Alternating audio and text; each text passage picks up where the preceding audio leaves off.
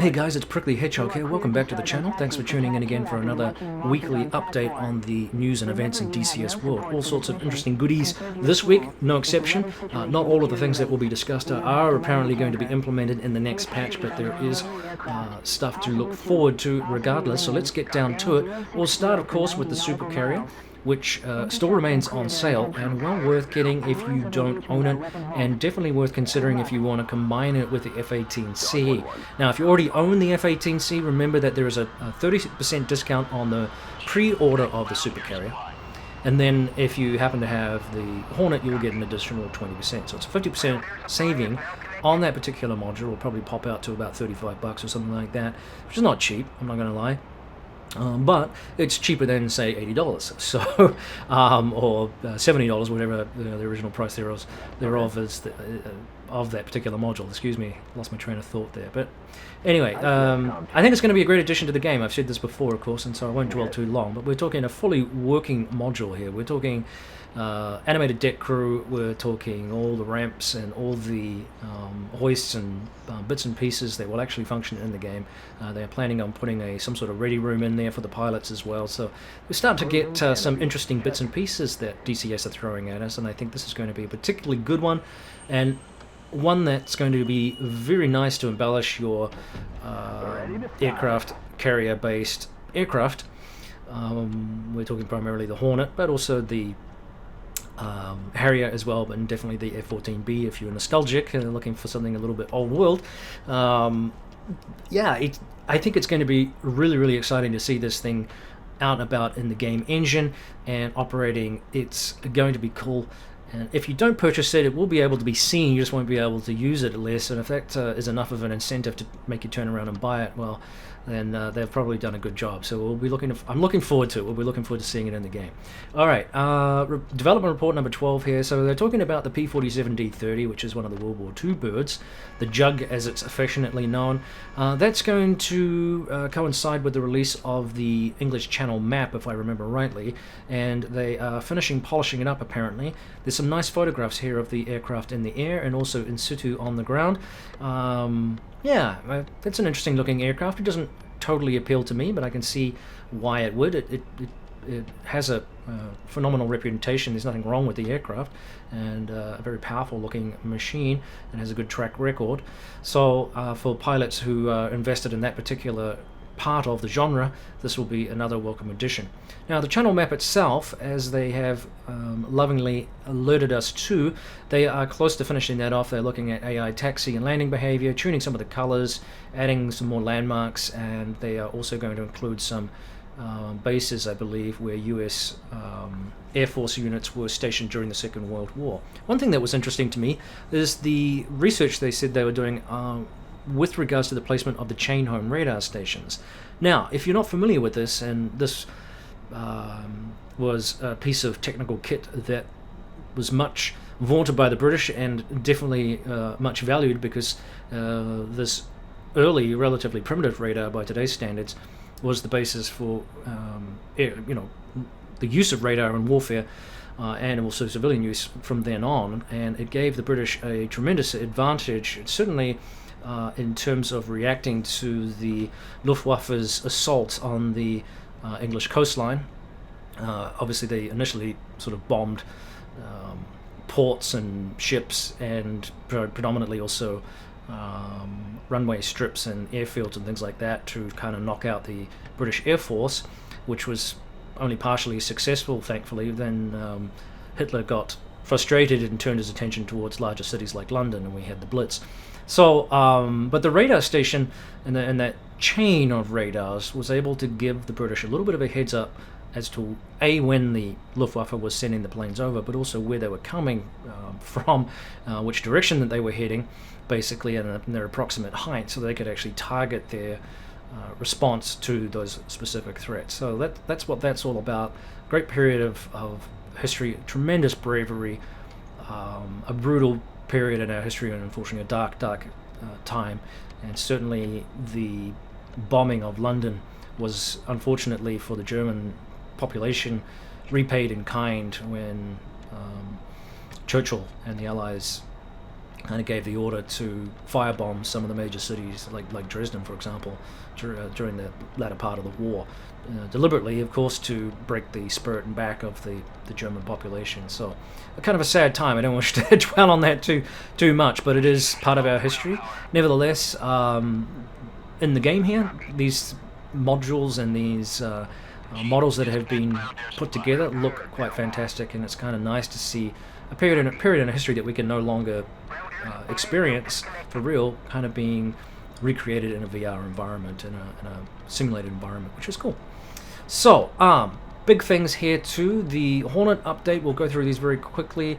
For those Hornet pilots looking for more information, they have a list of things that's going to be added to the open beta release. Not all of these things, again, that's the caveat, will be added, but radar-directed gun sight has been updated to make it much more stable and accurate, and now feels like a new weapon. Apparently, we plan to create a video on this soon. Awesome. So Wags will be behind the wheel and letting us know how it runs. The AIM-9X and joint, the helmet-mounted, the helmet-mounted thing, I forgot the name of it. Tones have been corrected. Awesome. A lot of work has been put on the targeting pod pointing modes. This includes slave to CCIP and auto points and the slave to velocity vector. This should greatly improve targeting with the pod. The missile R max between the HUD and DDI have been adjusted. We are adding the ability to mount the targeting pod on the Station 4 cheek station. Cool. In order to do this correctly, we must first recreate the 3D model of the pod because the current model does not support this. Cooling intake is on the wrong side of the pod. Okay, corrected the B sweep line, added fly out symbols for TWS mode or track wall scan, corrected menu freeze that could potentially happen with GPS weapons.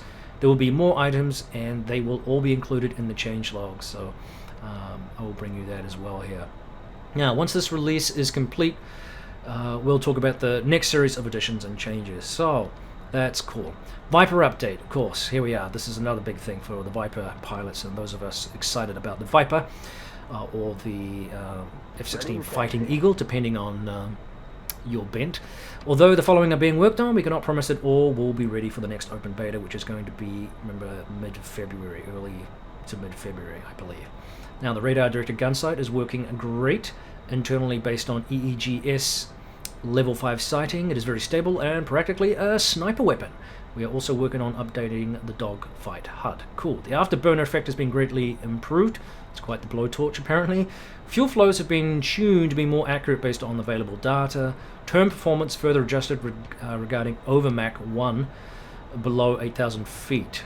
Wind is better accounted for in the flight model and displayed airspeeds. Cool. Several upload. I wonder if that's going to fix the fucking one of the missions.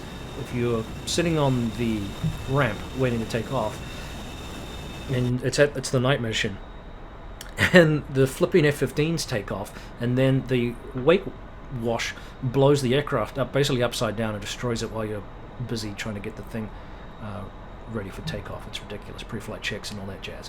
Anyway, wind is better accounted for in the flight model and displayed airspeeds. Several updates to the INS and alignment system. Corrected PPLI display and network play. Updates to the AIM 120 that include launch delay and HUD queue centering in the TD box.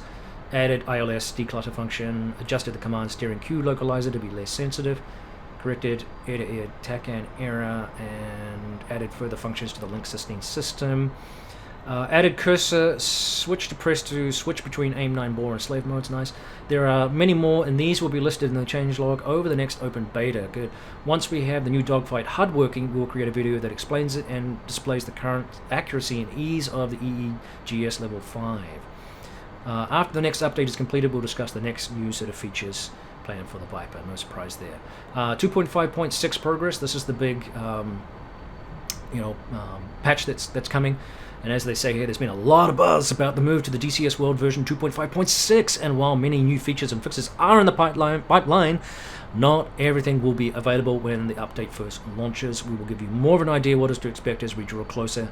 Our goal is still to have the first open beta version of 2.5.6 available in early February. Now, very quickly, just a quick caveat. If you're not familiar with the open beta, there's two versions of the game. There's the stable version, which is, I think, 2.5 right now, and there's also a 2.5.5 beta version which is more of a test phase, and some of the newer aircraft, the newer systems are thrown into that to see how they work. Gives virtual pilots an opportunity to give feedback to DCS. It basically means you have to have two versions of the game running. The two communicate with each other too if they're both on the server. So server on your hard drives, so you can data will transfer between the two of them. But just an FYI if you're wondering what that means. Now, here's what I also wanted to bring to you as well. Here's another nice announcement from Razbam and Miltech 5. Razbam have said here that they're pleased to announce that they and Miltech 5 are teaming together to bring the awesome Bo 105 to DCS, the BO 105. Miltech has created one of the best helicopters in the world, the Messerschmitt Volkau Blom BO 105. Being a lightweight multi-purpose helicopter used not only as a combat aircraft but also as an aerobatic one, she will certainly bring joy to many fans who have been following Miltech's stunning work. So how will this work? Miltech has created a great piece of art with the bulk of the model and textures almost at a complete stage. Work still continues to improve the texture to make this one of the best modules in DCS. Ooh, that's high praise indeed. So Razbam will work on the coding and flight model to make it come alive. So that's exciting. So we've got basically a static model that's been built, and then Razbam's going to do all the flight characteristics. So we're pleased to help Miltech with the Bo 105 and can't wait to see it come to life. Yes, seconded. I too can't wait to see that. That's exciting. I'm not very familiar with that aircraft at all. And in fact, I don't know much about it, so I'm going to do some research on that. But I think, yeah, it's a nice time also to be a rotary wing. Rotary, I can't say the word, sorry, struggling here a little bit. Been doing a lot of talking today. This is the second video today. I'm trying to do other things at the same time, so bear with me. Rotary aircraft are a thing now, definitely in DCS. We've got more coming too along with this. So it's a good time to be a helicopter pilot, basically, because there's going to be lots of things to choose from, and this is just one of them. So, exciting times, boys and girls. I think that's enough. I think that's enough waffle, and once again, I just want to thank you for tuning in. Don't forget to like and subscribe. Help the channel out. I'm so close. I think I need just a few more people to get me to 1,000 subscribers. 1,000! It's been a long time coming. So click the subscribe button, click the like button, leave a comment, leave some feedback. I appreciate it, especially support, obviously. Negative comments, well, whatever, you're going to get those in YouTube. That's the nature of this business, but I appreciate all the feedback that I get, generally speaking. And once again, thanks for tuning in, thanks for listening, thanks for watching. I'll see you next time. Take care out there, everybody, and keep on flying.